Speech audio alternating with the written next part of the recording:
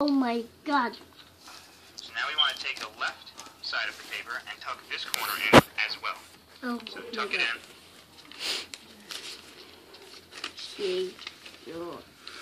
And then flatten the entire structure out also.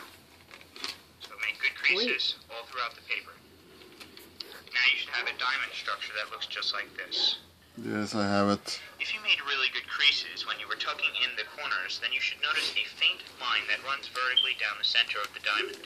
If you don't notice the line, then you can take the entire diamond and fold it in half, and then make a crease down the edge.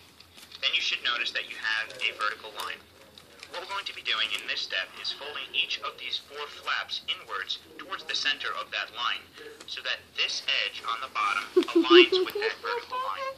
So you want to fold each of the flaps inwards, just like that, I know how. and then make a crease. What about me?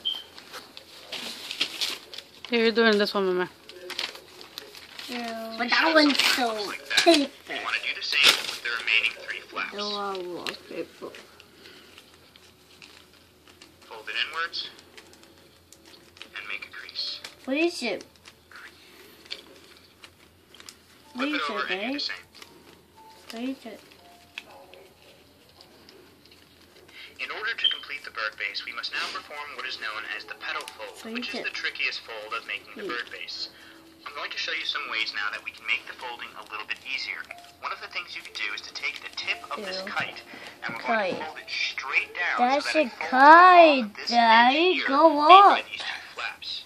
So you want to fold it straight down along that edge, and then you make a crease. Unfold it, flip the model over, and do the exact same thing on this side.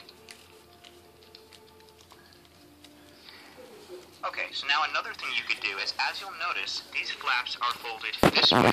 If we take each of these flaps